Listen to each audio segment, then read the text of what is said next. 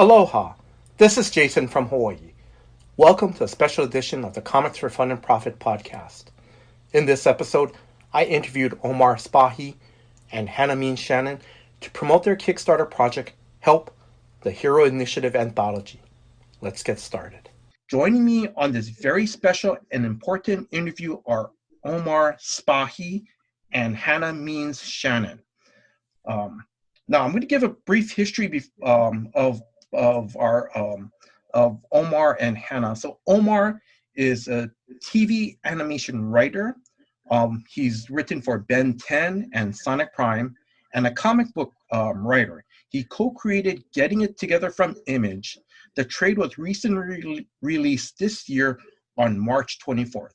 He is also the executive producer from the Netflix movie Code 8, and I just got word that they're going to be filming the second movie this winter.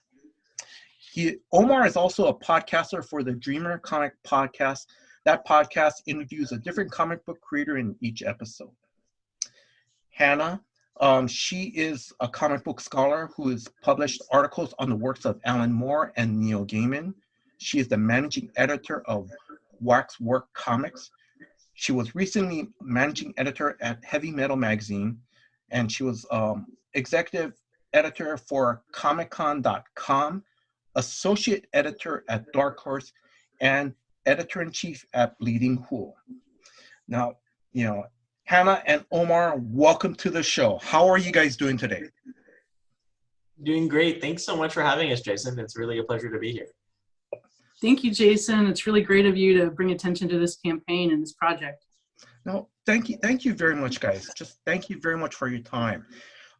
Before we start the interview, I want to give a big shout out to Eric Burnham. Now, Eric is a writer on IDW's Godzilla's Monster and Protectors miniseries that's going on right now. What Eric did was he got the ball rolling on this interview, and what it is, he posted, on his Twitter feed, this Kickstarter 1 week before the campaign started. So again, I just want to give Eric Burnham a big shout out. So Eric, thank you very much. Now, before we start getting into the Hero Initiative and the Kickstarter, where can listeners follow you on social media? I'm going to give, if listeners are out there and they want to follow me on social media, check out the Help Hero Initiative page first. That would really mean a lot to both Hannah and I. Go there and check it out. Go to Kickstarter.com, type in Help Anthology, and it'll come up. It's a project we love.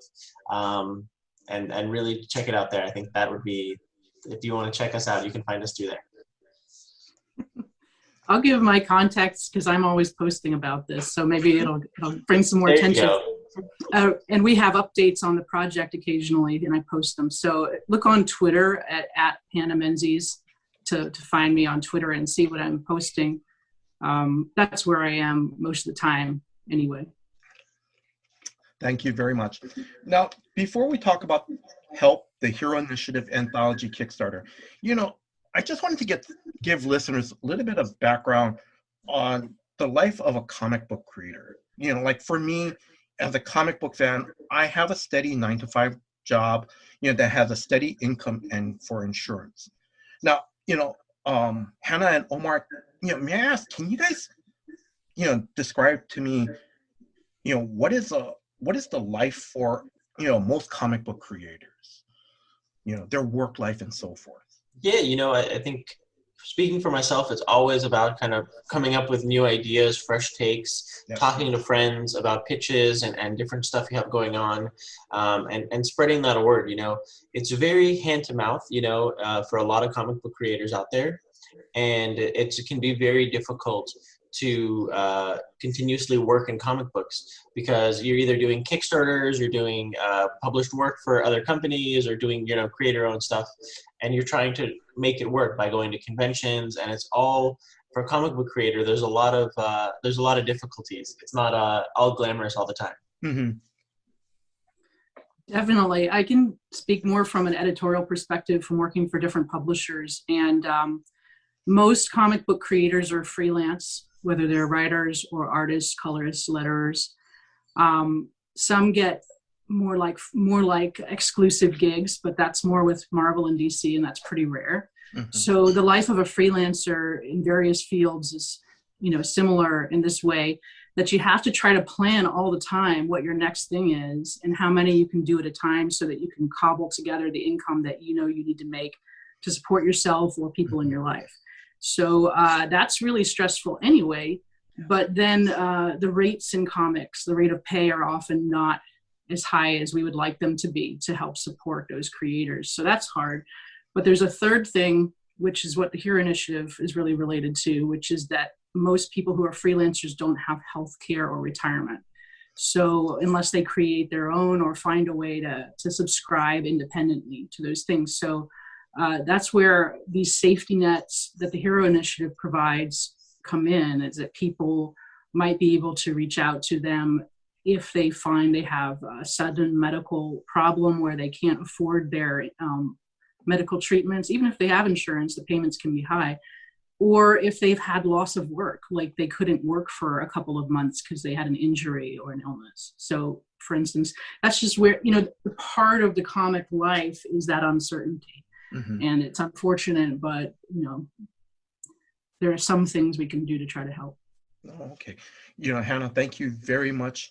Hannah, I know that you mentioned that the Hero Initiative is a safety net for pretty much all the comic book creators. I'm just gonna ask Omar, or even and even Hannah, do you guys want to add anything more about what the Hero Initiative is to our to explain to our listeners a little bit more in detail?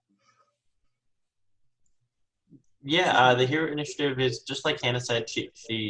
It's really a fund that's kind of been organized to help comic book creators in need. There's a lot of creators who will create iconic characters or work on a big name IP, and they don't have anywhere to turn if things get dark. Being a freelancer is very hand to mouth in a lot of ways. And sometimes you're expecting your work to, get done, but health issues pop up, life pops up, and there's nowhere to go or nowhere to turn to. And the Hero Initiative is the place to go to for comic book creators. And it gives a lot back to the community. So it's, without it, I've known a lot of people who personally it's helped, and I really believe in their mission to help comic book creators, give that safety net. So it allows, people see the big glamorous lights of comic books. Oh, look, Invincible was a comic book series, and Sweet Tooth, and they don't see the dark, underbelly of, Herb Trimpe was co-creator of Wolverine, and he recently posted a New York Times article, I don't know if it was recently, but he explaining that, he was working at Marvel and he lost his job and he didn't know what to do. He had to go back to teaching and had to go through this process. So the life of a freelancer and comic book creator, you just kind of never know if it's going to be feast or famine. And sometimes it's feast, and you think everything is going to stay amazing forever, and then you turn the corner and all of a sudden you didn't know that there was going to be some stuff there. So we wanted to shed some light on that and do some good. Yeah, as far as I understand, basically to work with the Hero Initiative, if you need funding, you have to be demonstrably a comics professional, which means that a certain amount of your income and work is in comics. You can have other work, but enough of it has to be in comics. And you apply for help with these needs. And something I've heard is that they're incredibly fast to respond and talk to people. If you can contact them in the middle of a kind of thing you're going through, and they'll be there.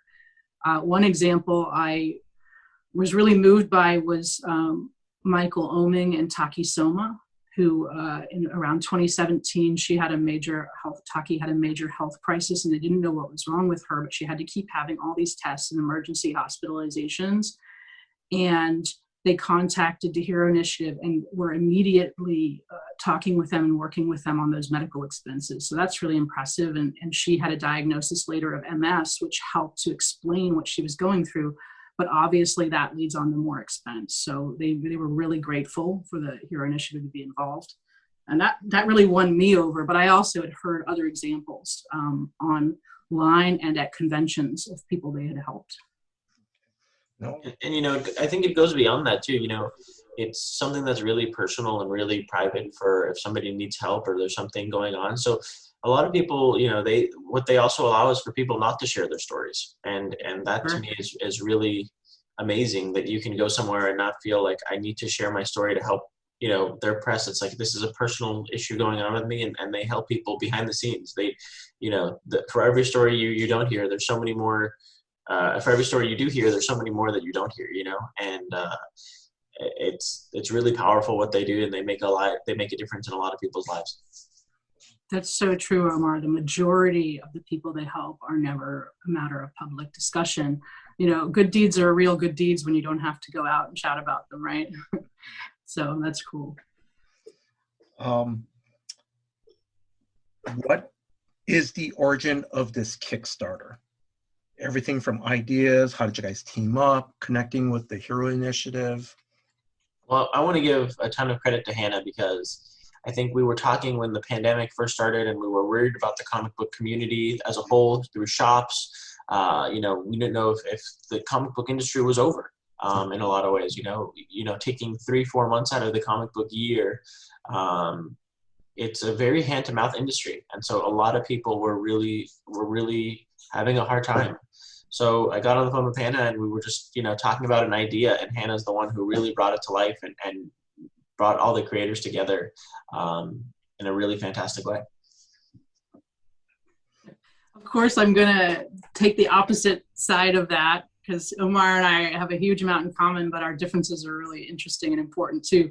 I would say Omar is the one who had the heart for this and the immediate sort of feeling like we need to do something meaningful. He had the idea of doing a project and the name of the project to be Help.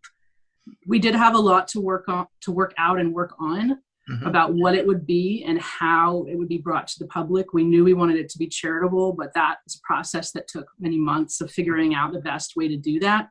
However, one thing practical that we realized was that between us, we had a lot of contacts in the comics industry. Just if we put that together, we had a lot of email addresses of creators we had worked with over the years.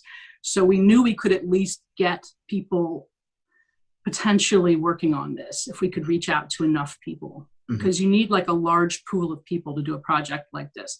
In the end, 120 people worked on this book, but we probably reached out to over 300. I was trying to remember the sort of rate of people who might not be able to do it for a lot of reasons, which we would totally understand at the time. It was just about how people could manage their time to be involved. Yes. And then correct me if I'm wrong, because I know on the Kickstarter campaign, I guess page, I know you guys already have sample pages on there already, and I know, and correct me if I'm wrong, but basically the creators that you have, writers, artists, colorists, letters, inkers, it's all one-page stories, right?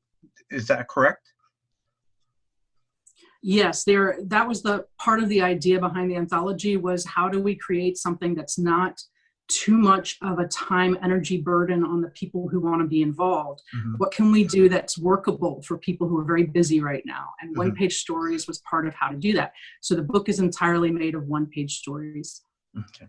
And then Omar and Hannah, I'm going to ask you guys, do you guys have any favorite stories from this anthology that's really stuck out for you guys? It's so hard, I think, for both of us, but for me personally, there's so many stories that I just gravitate towards that I love. I love Michael Jan Friedman's story. Is just so fun. It's done so lightly, and it just takes a very common idea and turns it on a twist. It's taking the idea of a cat stuck in a tree and turning it on its head in a funny way. But I think there's so many stories from so many different creators. It's so hard to pick one story or a favorite. That Arun Singh has done an amazing job and with his story and telling a really emotional, personal story. There's Zach Kaplan has done a great job with his story, and it's so hard to pick one. There's so many, and I'm really proud of all the pages that have come forth and come out of the book. I have my own answer to that, but Omar, do you want to tell about your story? Because Well, Omar has a story in the book. for my story, it's I sometimes battle with depression, and I think it's not something I talk about openly or freely too often. Mm-hmm. It's something that if I'm asked about it, when you talk about things, you tend to invite or if you post about something on social media, you tend to invite that sort of negative commentary. We live in a time now where people perception are now reality, and if they say you as somebody who is openly talking about depression and they think, oh, this person is sad, I don't want to associate with them, but they're human. We all have good days, we all have bad days, and so it's about kind of putting an honest truth out there and dealing with it. And so I wrote a story about reaching out to friends, and when you feel down and when I feel down, there's times where I haven't been okay, and talking to a friend has just helped me feel better, and that's to me what my story was about. I love that story, and I also love how it contributes to destigmatizing mental health issues, which is important right now in our community. My story, I have a story in here, and I worked with the amazing Alfie Gallagher, who's a British artist, and Taylor Esposito, who's a wonderful letter. And I didn't really know what I would write, but in the end, it was a science fiction sort of story. But it's about sometimes we're in a condition where we're just waiting for good news or better days. And the people who turn up in our lives to kind of keep us company during those times end up being the most important, even if they didn't know how to help us, the fact that they just were there and kind of kept us company, and how important that can be. But as an editor, I'm not allowed to have a favorite story, so I totally don't, because every single person who contributed was giving their time and their energy, which is like a commodity that there's no value you can put on that. Everyone was digging deep. Yes. And the stories that came out were so amazing that they literally blew my mind as they came in.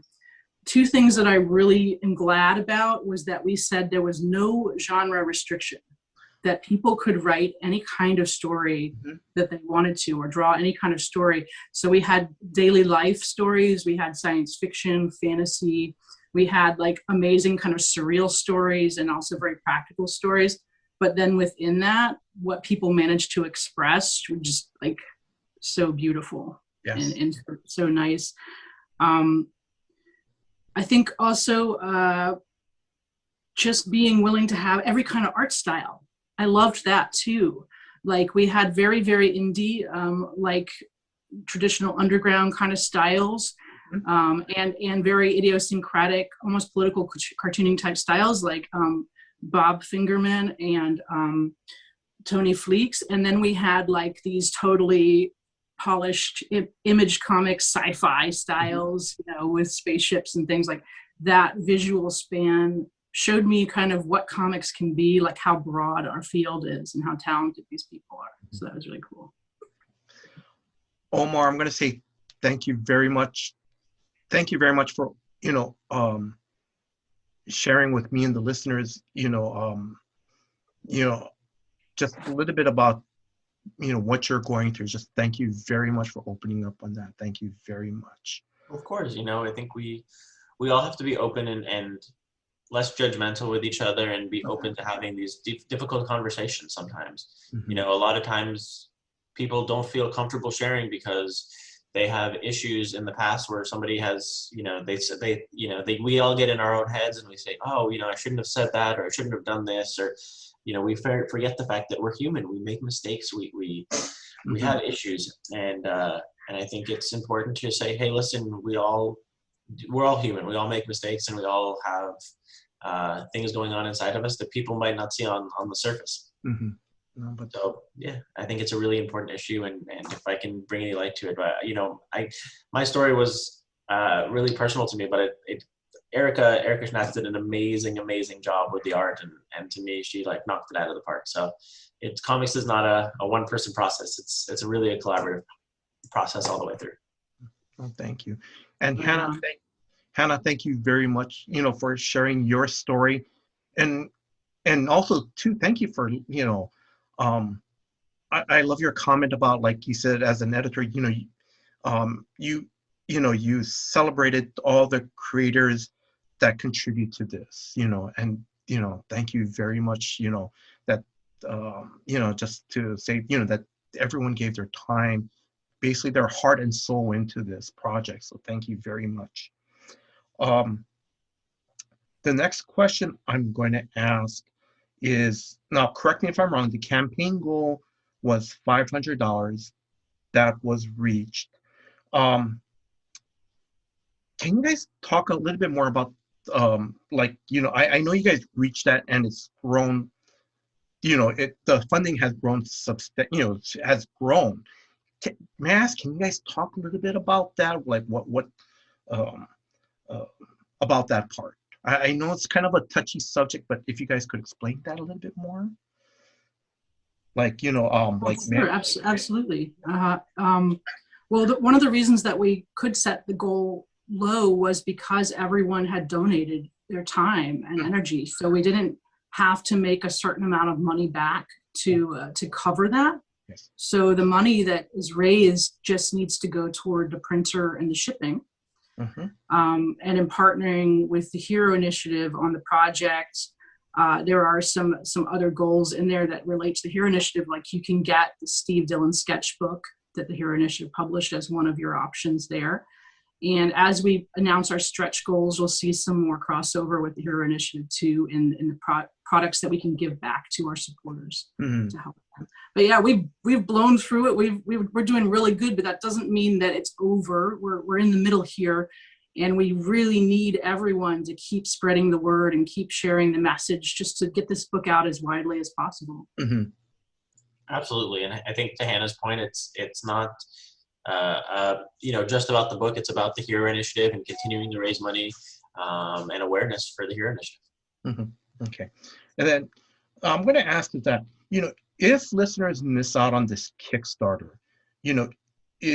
or let's say a listener stumbles across this interview, let's say sometime in November, and I'm just is there a chance for either him or her to pick up a copy in the future? Yeah, right now the answer is we don't know. Okay. We really hope to have the book out there through the Hero Initiative in the future, but we don't know. So, I mean, if people want the book, I would say right now go check out the Kickstarter page and make it happen. But there is a chance that in the future, the Hero Initiative may be selling it at conventions, and we might figure out a way to get it through the book market or something like that. But as of right now, the only chance to get the book is on Kickstarter. Okay.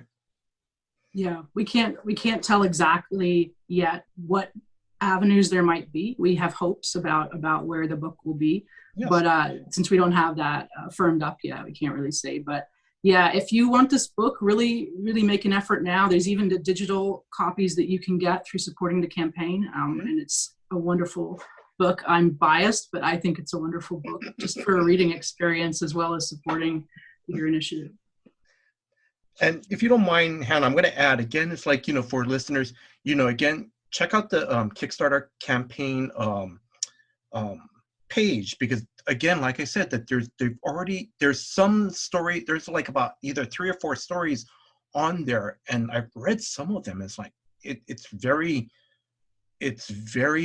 touching and very moving. I'm sorry, I'm kind of going off on a tangent, but like I remember reading one story. I think it was like about, how about a cat owner. The cat would, is there. Sometimes the cat would bring the wrong present to the owner. It was really cute. But in the end, in that one last panel is that it just said that, a friend is just there. Just there in need, because I saw the cat just kind of crawl up to the owner and, was just there when the owner was going through some difficult emotional time. And it was just, the cat was just being there for the owner. Just like how friends are supposed to be there, like in times of need, like how the Hero Initiative is there for the comic book creators they're in need. Right. And then then I read another story, and I can't remember who wrote this, but it starts off as a science fiction story. It's like, army troops are trying to battle this huge creature, these creature things. And then you get to the final panel where you see a child in the hospital and battling cancer, you know, and I mean, that was just very touching. And then the doctor and a parent is outside there talking, you know. I mean, that's very moving. So, you know, again, listeners, if you guys get a chance, you know, please check out the campaign page. Now, I'm going to ask, so, you know, this campaign is already a success. Is there a possibility of another help anthology in the future? You know, I think, I don't know that it would be a help anthology or something else in the future, but I think the Hero Initiative is very close to Hannah and I's heart, and we would love to continue to find a way to continue to support them in the future. Yeah, and we're still on this path for a while. For us, we're going to be going through this campaign and going through the fulfillment, making sure everyone gets their copies of this great book, and hopefully looking toward the future, toward maybe there's another way to get this book out there. And so I would say that's going to be our lives for a while. But what I love is that this is the first Kickstarter that the Hero Initiative has been involved in, and I hope that sets a precedent so that not just they, but other organizations might find ways of working together to create projects in the future. I hope it sort of encourages people down that road. But yeah, I've loved the Hero Initiative ever since I got into comics, so that's not going anywhere. I'm sure I'll try to support them in whatever way I can in the future. No, but thank you very much. Okay, I'm going to wrap this up. Any last words to our listeners? I want to thank, first of all, anyone who's donated to the campaign. You know, our amazing list of creators, you know, all the way, you know, we have over 100 creators. You know, I want to name them all right now, and I'm like, there's so many amazing creators who donated their time, and most of all, you know, the Hero Initiative and Hannah for all they've done for the project. They've really taken it to you know, they've turned it up to 11, so to speak, to make this something that's beautiful and has so much emotion behind it, and hopefully will help a lot of people. Thank you, Omar. I want to shout out Jim McLaughlin, right, at the Hero Initiative, is one of the finest human beings I've ever interacted with. He's so humble and nice and sweet, and he's the one who's helped facilitate all of this. While I want everyone to support this book, I would say that there's a lot of ways to help people in comics and a lot of ways to help in your own community. And there are big and small things that you can do. If you want to support comics, this is a great way to do it. But Kickstarter is an awesome platform. And right now, there are several other really awesome projects in comics on Kickstarter by creators or creator-owned projects where if you support those, you're putting money directly toward a creator who's trying to make a living and support themselves in a difficult time. So, you know, just keep on checking out Kickstarter to support comics, I feel like. I do want to thank a pretty big shout out to Charlie Adlard, the amazing artist, of course, from The Walking Dead and many other projects, who donated the cover for this anthology. And the cover is so important to convey the emotion of the project and what help might mean to people. And when Omar and I were seeing the sketches and stuff come in, we were just blown away by the idea that he had of basically the sunrise coming up and two people there. And it just says it all. And he donated that totally free, his time, his energy. He did the colors, he did everything. And he's still helping us and still in touch. But sorry if you'll bear with me, one more thing. All these creators are still helping us right now. They didn't just create this comic page. They're sharing the links. They're talking about it. We actually have these updates that we're publishing on our Kickstarter page where we've got the story behind the story, where comic creators are giving quotes about how they thought of the idea for their story and carried it out. So you can go and read those updates just on the front page and hear these nice stories, often really emotional ones and important ones that creators are telling about their own work too. So thank you to the creators who are continuing to be involved and support it as we roll this out.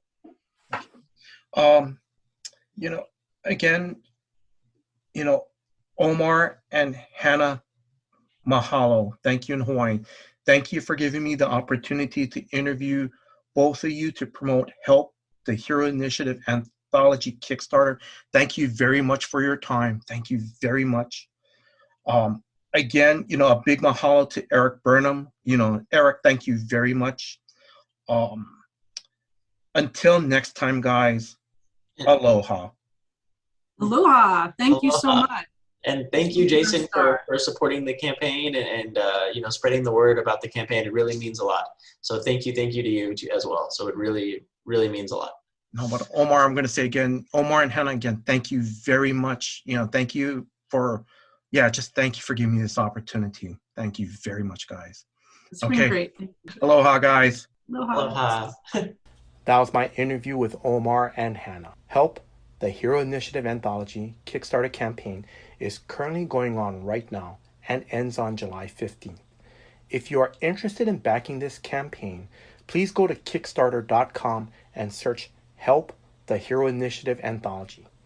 When you get to that page, there is a list of creators that have contributed to this project, and there are sample pages to check out.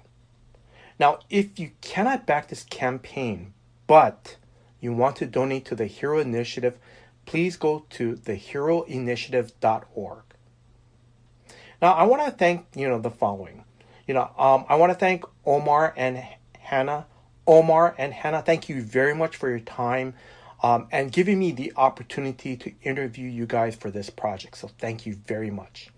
I want to thank Eric Burnham, the writer of Godzilla Monsters and Protectors and Transformers Beast Wars, for getting the ball rolling by posting this Kickstarter campaign on his Twitter feed.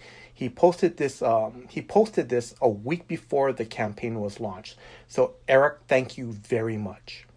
I also want to thank Drew, the co-host for Comics for Fun and Profit podcast. Drew, thank you very much for letting me contribute to your podcast and doing all the heavy lifting behind the scenes. So again, Drew, thank you very much. And finally, I want to thank you, the listeners, for your time and listening to this episode. So thank you very much. Until next time, guys, aloha.